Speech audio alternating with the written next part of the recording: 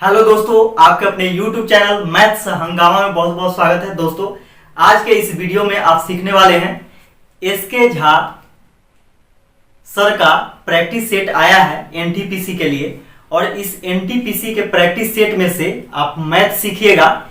और मैथ जो है पहला सेट में 41 से लेकर के है, तो इसका पहला क्वेश्चन देखिए 41 नंबर। इसमें है कि नीचे दी गई संख्याओं में से कौन सी 14,161 का वर्गमूल है।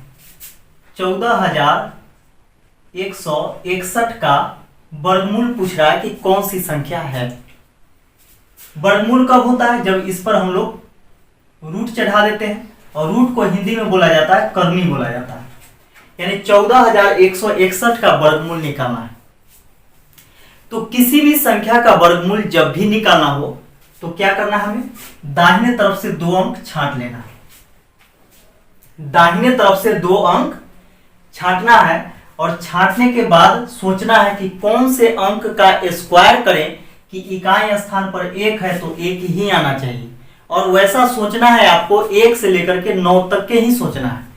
अगर ऐसा क्वेश्चन और भी आप बनाना चाहते हैं, और भी प्रैक्टिस करना चाहते हैं, और अच्छे ढंग से सीखना चाहते हैं वर्गमूल और घनमूल निकालने के लिए, तो मैंने एक वीडियो बना करके ऑलरेडी इस चैनल पे डाल चुका हूं, और उस वीडियो का लिंक इस वीडियो के डिस्क्रिप्शन बॉक्स में मिल जाएगा। नीचे चले जाइएगा और वहां पे आपको मिल जाएगा, और उसे आप देखिएगा, सारा कंफ्यूजन दूर हो जाएगा। यानी अच्छे ढंग से आप सीख सकते हैं। तो देखिए 1 से लेकर के 9 तक के सोचना है। तो 1 का स्क्वायर क्या होगा? 1 होगा, यानी वर्ग करना है, स्क्वायर करना है। तो 1 का स्क्वायर 1 होगा, और एक और आएगा वह है 9। 9 के स्क्वायर 81 के 1। तो किसका स्क्वायर करने पर? तो 9 का स्क्वायर करने पर। अब जो बच गया है कितना? 141। इसके बारे में सोचना है कि कौन से संख्या का हम स्क्वायर करें कि 141 से कम होना चाहिए, 141 से ज्यादा नहीं होना चाहिए। तो देखिएगा 141 से कम यानी 11 का स्क्वायर करेंगे तो 121, जबकि 12 का स्क्वायर कीजिएगा तो 144, ज्यादा हो जाएगा। तो ज्यादा नहीं आना चाहिए, इससे कम आना चाहिए। तो 11 का तो 111 हो गया, एक हो गया 119।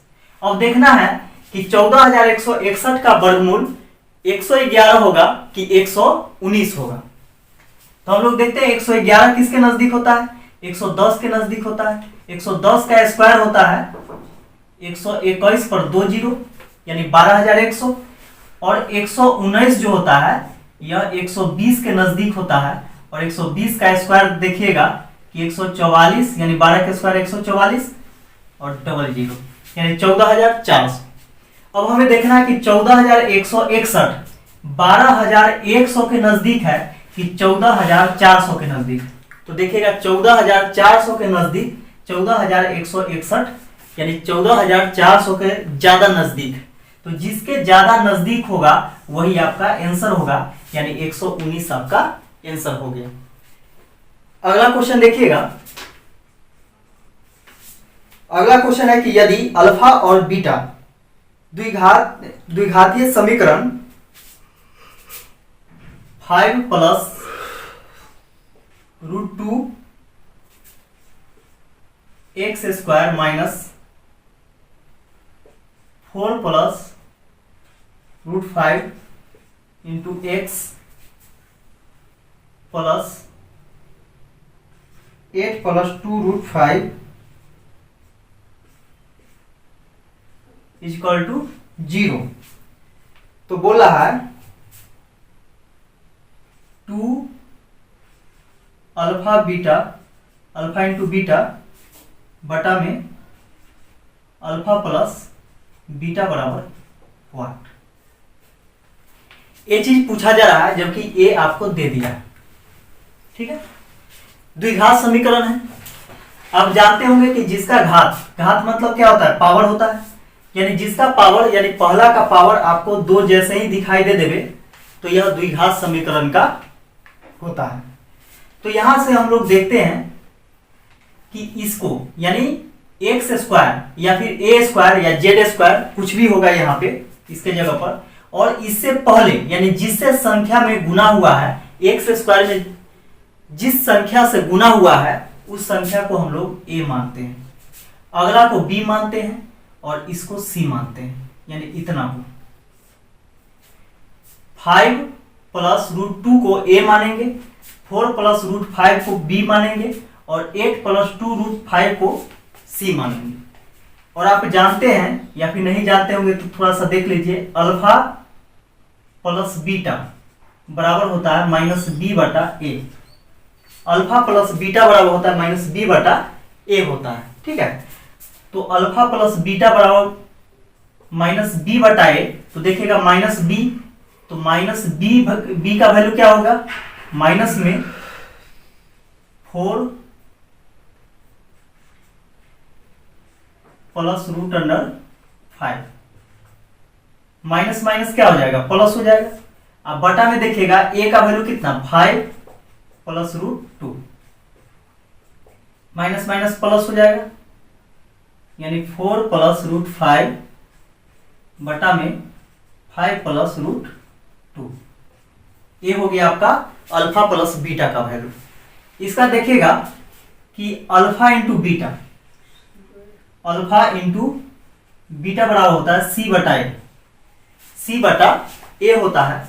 तो सी का वैल्यू क्या हो गया, 8 प्लस 2 रूट 5, अब बटा में ए का वैल्यू हो गया 5 प्लस रूट 2।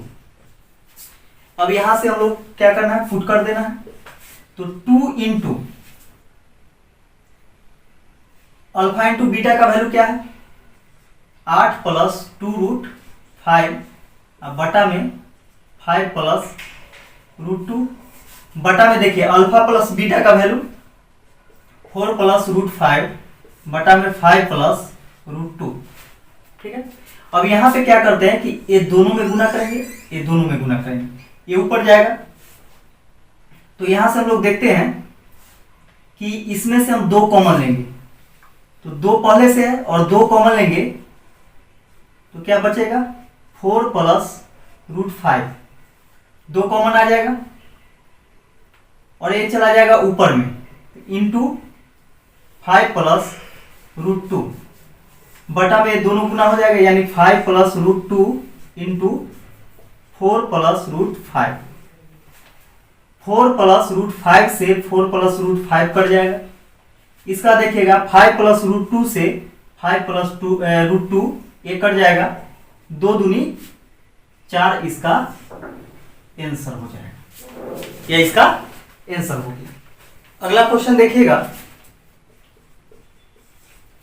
अगला क्वेश्चन कहता है कि यदि एक समभुज त्रिभुज की एक भुजा 6 रूट 3 सेंटीमीटर है तो उसकी ऊंचाई क्या होगी। एक समभुज त्रिभुज है, समभुज त्रिभुज का मतलब होता है समबाहु त्रिभुज। समभुज त्रिभुज कहिए या फिर समबाहु त्रिभुज कहिए, और नाम से ही इसका डिफिनीशन निकलता है कि समबाहु त्रिभुज या समभुज, भुज मतलब क्या होता है, भुजा, सम मतलब क्या होता है, बराबर, या फिर समबाहु, समबाहु, बाहु मतलब भुजा होता है ना। यानी समान भुजाओं वाले, 3 समान भुजाओं वाले आकृति को हम लोग क्या कहते हैं, समबहुभुज त्रिभुज कहते हैं या फिर समभुज त्रिभुज कहते हैं। तो यह समभुज त्रिभुज है जिसका प्रत्येक भुजा आपस में बराबर होगा। तो एक भुजा का वैल्यू दे दिया है 6 रूट 3, यानी ए बराबर 6 रूट 3 सेंटीमीटर, तो ए भी हो जाएगा 6 रूट 3 सेंटीमीटर, और ए भी हो जाएगा आपका ए बराबर 6 रूट 3 सेंटीमीटर। अब आपसे पूछा है ऊंचाई कितनी है, ऊंचाई यानी हाइट पूछा है। तो यहां से हम लोग देखते हैं, हाइट तो ए होगा, ये बोला ये हो जाएगा h बराबर वाट, ये चीज पूछा गया। थोड़ा सा ध्यान दीजिएगा, तो यहां पे देखिएगा आप कि यहां से ये 90 डिग्री का कोण बना रहा है, ठीक है, ये 90 डिग्री का कोण बना रहा है। अब यहां से हम लोग निकालेंगे समभुज त्रिभुज का क्षेत्रफल पहले, ठीक है। तो समबाहुभुज का क्षेत्रफल हो जाएगा समबाहु त्रिभुज का या समभुज त्रिभुज का क्षेत्रफल बराबर होता है √3/4 गुने भुजा स्क्वायर। भुजा क्या है? ए है, यानी ए का स्क्वायर, तो √3/4 गुने 6√3 का स्क्वायर।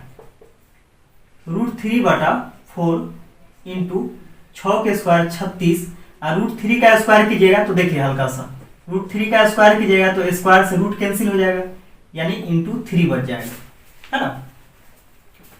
4 से इसको काटेगा, 4 9 36, 9 से 9 तिया 27, यानी 27√3 सेंटीमीटर स्क्वायर।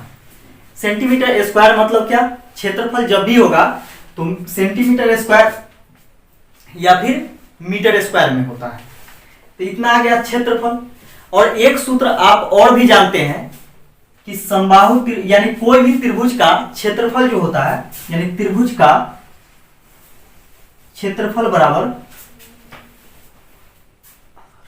1/2 इंटू आधार गुने शीर्षलंब। ठीक है, आधार गुने शीर्षलंब होता है। तो आधार गुने शीर्षलंब, शीर्षलंब क्या होगा? आपका ऊंचाई होगा h। तो त्रिभुज का क्षेत्रफल देखिए आ गया कितना? 27√3 बराबर 1/2। आधार देखिए कितना है? आधार कितना है? यहां से यहां तक के ये आधार है ना, 6√3 इंटू h हमको निकालना है। √3 से √3 कैंसिल हो गया, 2 से 3 बार में और 3 से 9 बार में, यानी h बराबर हो गया 9 सेंटीमीटर। यही आपका आंसर हो गया, ऊंचाई बराबर 9 सेंटीमीटर। तो देखिए ये थोड़ा सा सूत्र बेसिस हो गया, यानी कॉन्सेप्ट बेसिस हो गया। अब आपको क्या करना है कि आसानी से यह कैसे बनेगा वो सीखना है। देखिएगा ये 90 डिग्री है, इसको हम एक को 60 डिग्री मान लेते हैं और इसको 30 डिग्री मान लेते हैं।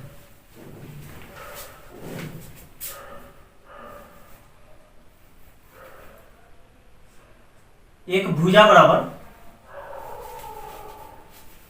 मान लेते हैं यहां पे हम, यानी ए बराबर दिया हुआ है 6√3 सेंटीमीटर। ठीक, अब यहां से देखिएगा कि ए वाला हो गया 6√3 सेंटीमीटर। इसका वैल्यू हम लोग देखते हैं कि कितना होना चाहिए। तो यहां से देखिएगा इसका रेशियो होता है 30 डिग्री, 60 डिग्री, 90 डिग्री। इसका रेशियो होता है 1/√3/2, 1/√3/2 होता है। जबकि एक और होता है इसका, दो ही फॉर्मूला पे आपका, यानी दो ही अनुपात पे ऐसा क्वेश्चन बनता है जो कि हाइट एंड डिस्टेंस जब पढ़िएगा तो उसमें यह काम आएगा। एक होता है 45/90, क्योंकि आप जानते हैं कि किसी भी त्रिभुज के तीनों भुजाओं का योग कितना होता है? 180 डिग्री होता है। तो जब एक 90 होगा, यानी समकोण त्रिभुज में क्या होता है कि एक जब 90 हो जाएगा, और एक 90 होता ही है समकोण त्रिभुज में, तो दूसरा कितना होगा? एक थीटा होगा, एक थीटा 90 माइनस थीटा होगा। तो देखिएगा यहाँ पे कि एक यदि 30 होगा तो दूसरा 60 होगा, क्योंकि तीसरा तो फिक्स है कि 90 है ना। तो एक 30 होगा तो दूसरा 60 होगा। अगर एक 45 होगा तो दूसरा भी 45 होगा। तो इसमें क्या होता है? इसका रेशियो होता है 1/√2।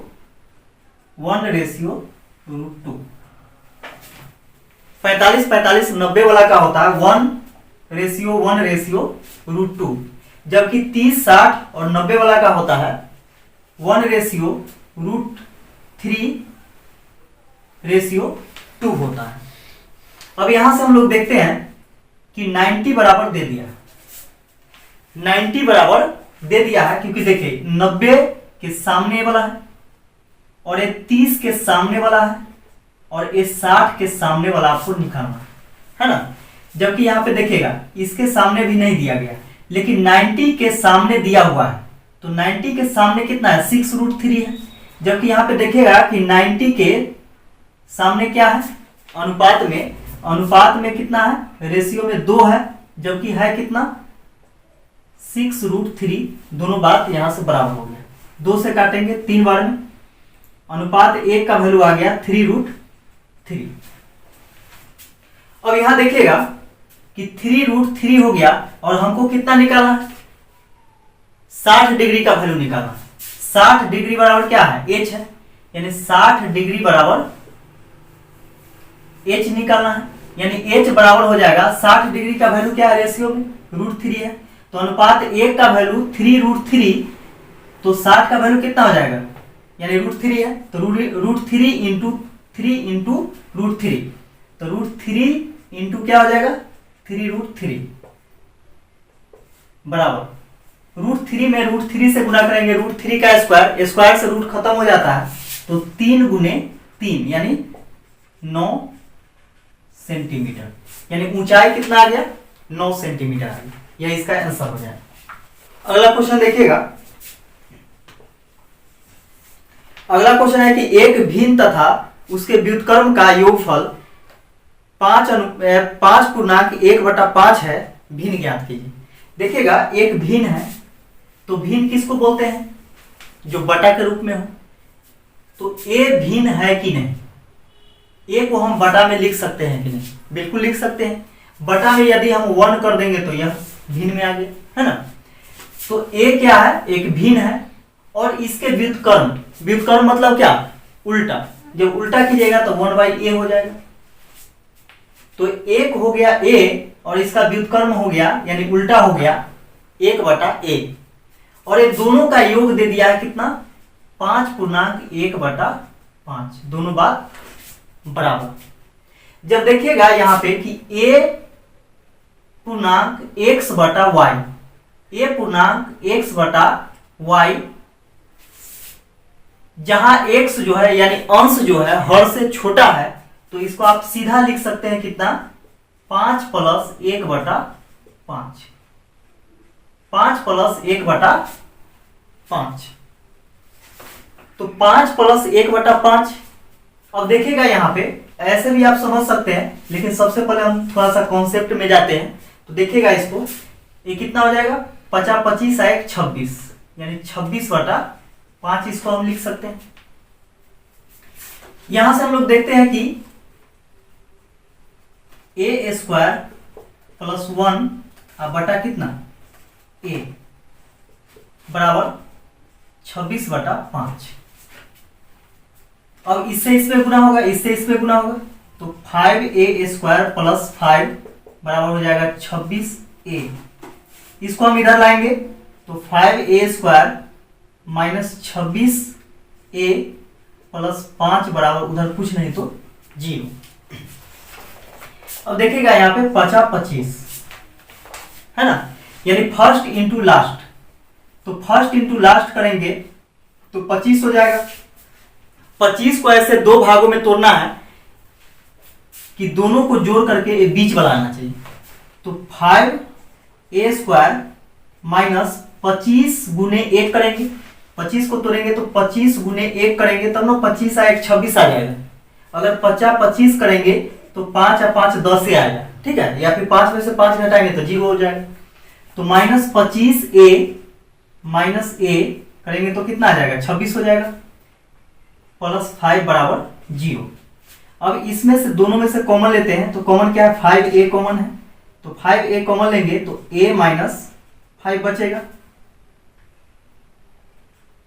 -1 कॉमन लेंगे तो a - 5 बचेगा बराबर 0। अब देखिएगा कि इतना बराबर भी 0 या फिर इतना बराबर 0, तो 5a - 1 बराबर 0, 5a बराबर 1 ये माइनस में उधर जाएगा तो प्लस में, तो ए बराबर हो जाएगा, इधर गुना में उधर जाएगा तो भाग में 1/5, यानी ए का वैल्यू आ गया 1/5, या फिर a माइनस 5 बराबर 0, तो a बराबर क्या हो जाएगा 5 हो जाएगा। तो हम लोग भिन्न क्या माने थे, हम लोग जो भिन्न माने थे वह a माने थे, और a का वैल्यू क्या आ गया, तो जो बटा के रूप में होता है वही क्या होता है भिन्न होता है, तो भिन्न कौन हो जाएगा 1/5 हो जाएगा। 1/5 इसलिए होगा क्योंकि आपको 5 ऑप्शन में नहीं है, अगर 5 ऑप्शन में रहता तो उसका भी वैल्यू क्या हो जाता 5 होता, यानी a का वैल्यू क्या होता 5। अब देखिए यहां से देख सकते हैं कि a का वैल्यू क्या है 5 है, जबकि 1/a का वैल्यू क्या है 1/5 है, यानी a बराबर आपका 5 होगा या फिर a बराबर हो जाएगा 1/5। तो 1/5 यदि ऑप्शन में नहीं रहता और 5 रहता तो ये भी आपका ऑप्शन सही होता, जबकि यहाँ पे 5 न दे करके क्या किया 1/5 दे दिया है, तो a का वैल्यू आप 5 भी लिख सकते हैं या फिर a का वैल्यू 1/5 भी लिख सकते हैं, कोई दिक्कत नहीं है, यही इसका आंसर हो जाएगा ऑप्शन के अनुसार। अगला क्वेश्चन देखिएगा, 15 परीक्षाओं में सुबीर द्वारा प्राप्त औसत अंक 29 है। तो आप जानते होंगे औसत यानी एवरेज बराबर होता है, एवरेज बराबर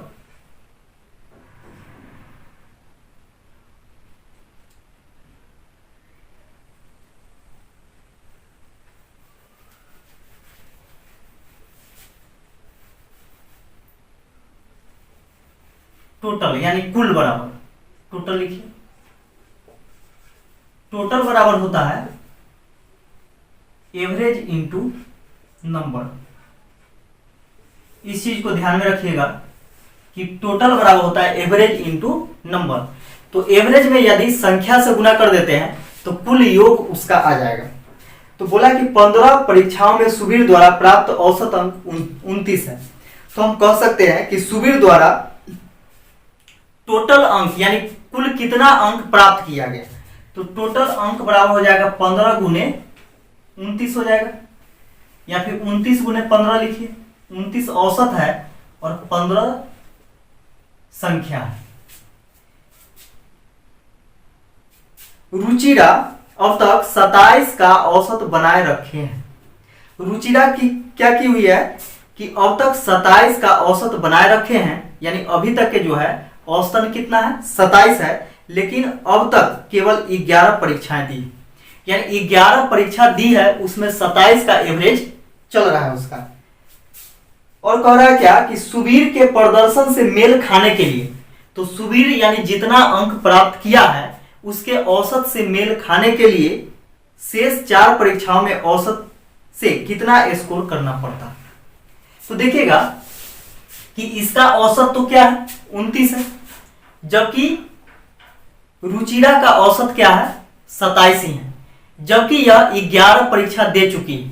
अब 4 ही परीक्षा बचा हुआ है, तो 4 परीक्षा बचा हुआ है, अभी तक के इसका औसत कितना है 27 का है, तो 27 से ज्यादा अगर लाती है तब जाकर के उससे मेल खाएगा, अगर 27 से ज्यादा नहीं लाएगी तो मेल नहीं खाएगा। तो 27 से कितना ज्यादा आएगा, तो देखिएगा कि हम लोग इसका देखते हैं कि 11 एग्जाम दी है और इसमें औसत कितना है 27 है, तो 11 में 27 से गुना कर देंगे तो 11 परीक्षाओं में कुल प्राप्त अंक आ जाएगा, है ना। अब हम लोग जानते हैं क्या कि 4 और परीक्षा इसको देना, टोटल 15 परीक्षा वो भी दिया है, कौन सुबीर 15 परीक्षा दिया है, तो इसको भी 15 परीक्षा देने का मौका मिलेगा, जिसमें से 11 परीक्षा दे दिया है, तो 4 परीक्षा और भी बचा हुआ है, और इसमें कितना अंक प्राप्त करेगा यानी औसतन कितना अंक प्राप्त करेगा वही निकालना है, वो चीज हमको पता नहीं है, तो 1 मान लेते हैं।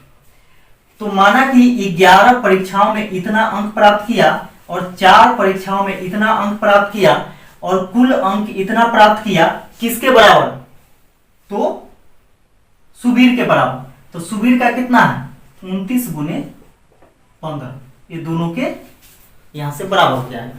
ठीक है, अब यहां से देखिएगा कि ये दोनों को गुना करेंगे तो ये 7 हो जाएगा, 7 और 2 9 2, यानी 297। इसका योग हो गया प्लस में 4x बराबर 15 नमा 135 के 5 हासिल 13, 15 दूनी 30, 30 और 10 40 और 3 43, यानी 435। अब देखिएगा इधर प्लस में उधर जाएगा तो माइनस में, यानी 4x बराबर हो जाएगा 15 में से 7 घटेगा 8। इसका यहाँ देखिएगा कि 12 हो गया, 12 में से 9 घटेगा 9 3 12, यहाँ पे बच गया कितना 3, 3 में से 2 घटेगा 1। अब इसे काटिएगा 4 3 12, 4 दूनी 8, सॉरी 4 3 12, 1 बच गया, इसमें 18 हो गया, 4 चौके 16, 2 बचेगा, दशमलव डालेंगे अब 20 हो जाएगा, 4 5 20, यानी x बराबर 34.5। यानी रुचिरा जो है वह 4 परीक्षा में, यानी अंतिम 4 परीक्षा में यह औसतन 34.5 अंक प्राप्त करेगी, तब यह सुबीर के बराबर अंक प्राप्त कर लेगी। यह इसका आंसर हो जाएगा 34.5। अगला क्वेश्चन देखिएगा। अगला क्वेश्चन कहता है कि 1739 में कम से कम क्या जोड़ा जाए कि यह 11 से पूर्णतः विभक्त हो जाए। यानी इसमें हम क्या जोड़ दें कि 11 से कट जाना चाहिए, किसमें 1739 में। तो देखिएगा हम इसको बाई ऑप्शन भी बना सकते हैं और प्रोसेस से भी बना सकते हैं। तो प्रोसेस से देखिए कैसे बनेगा। इसमें 11 से भाग देंगे, 11 से एक बार में 11, 6 बचेगा 3, 11 से 5 बार 55, इसको घटाइएगा तो 13 में से 5 घटेगा 8, ये 0 हो गया, 9 लिखेंगे, 11 से 8 बार में 88, इसको घटाएंगे 1। अब यहां समझिए कि क्वेश्चन में कह रहा है कि इसमें से कितना घटाए अगर बोलता। अगर क्वेश्चन में ऐसा रहता कि इतना में से हम कितना घटा लें कि 11 से पूरा पूरा कट जाए, तो जो शेष आया है 1, यही ना फालतू में बच रहा है, 1 जो है यही तो बच रहा है एक्स्ट्रा में, तो इसी को हम घटा लेते तो आंसर आ जाता। जबकि यहां बोला कि क्या जोड़ा जाए, तो 1 तो इसके पास है ही। आप कह सकते हैं कि 11 रुपया बांटना है, जिसमें से 158 आदमी को बटा गया है, और कितना और इसमें जोड़ा जाए कि 1 आदमी को और मिल जाए। तो देखिएगा 1 रुपया इसके पास है ही, है ना, तो और इसमें कितना जोड़ा जाए। तो 11 में से 1 रुपया है, अगर हम इसमें 10 जोड़ देते और, तो क्या होता है 11 से 1 बार में कट जाता, और है ना, यानी 8 के जगह पर 9 बार में कट जाता। तो इसलिए यहां पे 10 जोड़ने पर इस संख्या में, कौन सी संख्या 1739 में 10 जोड़ देंगे तो यह संख्या 11 से पूर्णतः विभक्त हो जाए। तो यही इसका आंसर हो गया। अगर घटाने वाली बात करता तो यही आपका आंसर हो जाता 1 घटाने पर। अगला क्वेश्चन देखिएगा, कितने प्रतिशत ब्याज की दर पर कोई राशि 30 वर्षों में स्वयं की दोगुनी हो जाएगी। तो जो हो जाएगी वह क्या होता है, मिश्र धन होता है, जिसको हम लोग अमाउंट बोलते हैं, यानी ए बराबर। तो ए बराबर क्या दोगुनी हो जाएगी, किसका, मूलधन का, यानी मूलधन क्या पी है, तो पी का दोगुनी हो जाएगी, यानी पी जितना होगा उससे दोगुना हो जाएगा कौन, ए। तो पी को हम 1 मान लेते हैं, तो ए कितना हो गया 2 हो गया। और हम लोग जानते हैं कि ब्याज बराबर क्या होता है, मिश्र धन माइनस मूलधन, यानी ए माइनस पी। तो ब्याज बराबर हो जाएगा इंटरेस्ट बराबर आई बराबर 1 हो जाएगा, यानी 2 में से 1 घटाइएगा तो 1 आ गया। तो ब्याज बराबर हम लोग जानते हैं, ब्याज बराबर मूलधन गुने समय गुने दर बटा में 100 होता है। तो इसका ब्याज कितना है? 1 रुपया है।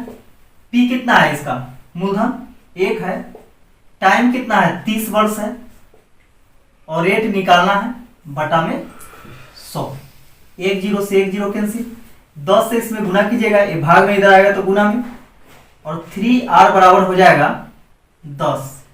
r बराबर इधर गुना में उधर जाएगा तो भाग में 10 बटा 3, यानी 3 तिहाई 9.1/3%। यानी रेट निकल गया यहां से 3.1/3%। यही आपका आंसर हो जाएगा। अगला क्वेश्चन देखिएगा। अगला क्वेश्चन कहता है 9, 17 और 27 का चतुर्थानुपाती ज्ञात करें। 9, 17 और 27 का चतुर्थानुपाती ज्ञात करना है। चतुर्थानुपाती तो देखिएगा 9, 17 और 27, तो चतुर्थानुपाती जब भी पूछेगा तो 3 दिया हुआ रहेगा, यानी 1 2 3 दिया हुआ है और चौथा हम लोगों से पूछ रहा है। तो पहले 2 का क्या करेंगे? अनुपात में लिखेंगे 9:17, और यहां पे तीसरा और दूसरा के बीच में क्या करेंगे कि समानुपात लगाएंगे। ये समानुपात का चिन्ह होता है। 27 अनुपात चौथा निकालना है, यानी चतुर्था अनुपात निकालना है, यानी चौथा निकालना है। तो चौथा निकालना ही है और हमको मालूम नहीं है तो x मान लेते हैं इसको। नजदीक में नजदीक से गुना और दूर में दूर से गुना, तो इसमें इससे गुना करेंगे और इसमें इससे गुना करेंगे। 9 गुने x बराबर 17 गुने 27। 9 से कट जाएगा 3 बार में, x बराबर हो जाएगा 17 तिया 51। यही इसका आंसर हो जाएगा। अगला क्वेश्चन देखिएगा कि एक आयत की लंबाई तथा चौड़ाई में अंतर 6 मीटर है। यदि इसका परिमाप 64 मीटर है तो इसका क्षेत्रफल ज्ञात कीजिए। तो देखिएगा एक आयत है, एक आयत है, और आयत जो होता है उसमें आमने सामने की भुजा आपस में बराबर होती है ना। आयत ए बी सी डी। तो यहां बोला क्या कि एक आयत की लंबाई तथा चौड़ाई में अंतर क्या है? 6 मीटर का। तो 6 मीटर का अंतर है। यहां पे हम लोग लंबाई क्या मानेंगे, चौड़ाई क्या मानेंगे, वो चीज ध्यान रखिएगा। आयत में क्या होता है कि चौड़ाई हमेशा कम होता है जबकि लंबाई ज्यादा होता है। ठीक है, तो लंबाई यदि हम मान लेते हैं x, तो इससे 6 मीटर कम होगा क्या? चौड़ाई होगा, यानी x माइनस 6। तब तक दोनों के बीच का अंतर कितना है? 6 का अंतर है ना। यानी दोनों के बीच में कितना का अंतर होगा?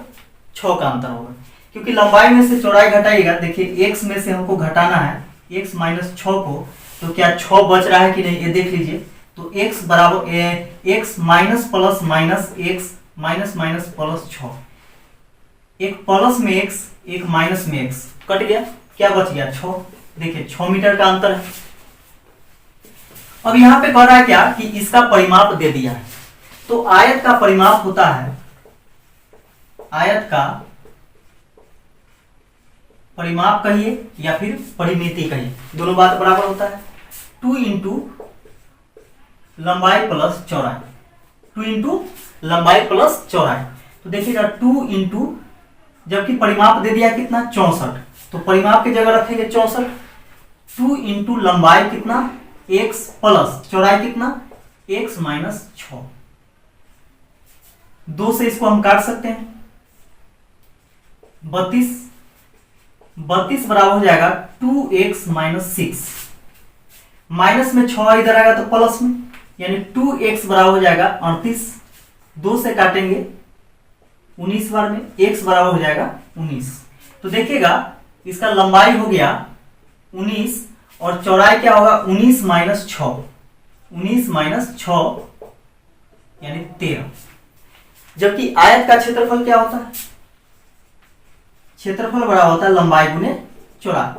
तो लंबाई कितना हो गया? 19 गुने 13, ये हो जाएगा आपका 13 नमा 117 के साथ हासिल 11, 13 कम 13, 13 11 हो जाएगा 24, यानी 247 क्या मीटर है या सेंटीमीटर है, मीटर में है, तो वर्ग मीटर यानी मीटर स्क्वायर, यह इसका आंसर हो जाएगा 247 मीटर स्क्वायर। इस वीडियो का लास्ट क्वेश्चन देखिएगा।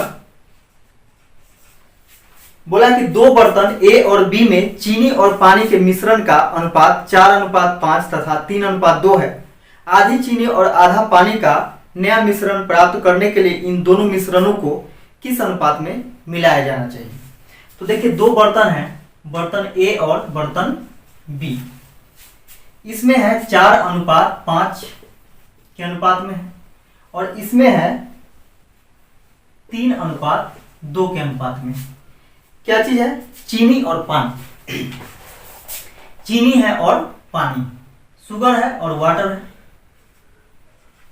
ठीक है। तो देखिएगा यहां से, और बोला कि आधा पानी और आधा चीनी होना चाहिए, किस अनुपात में मिलाया जाए कि आधा पानी और आधा चीनी होना चाहिए। तो इस चीज को सबसे पहले समझिए कि बर्तन ए में क्या है, अगर 4 केजी चीनी है तो 5 लीटर पानी। बी में है, बर्तन बी में यदि 3 केजी चीनी है तो 2 लीटर पानी है। तो ऐसा प्रश्न जब भी आए तो क्या करना है आपको, या तो चीनी में बदल दीजिए, नहीं तो वाटर में बदल दीजिए, यानी पानी में बदल दीजिए, ठीक है।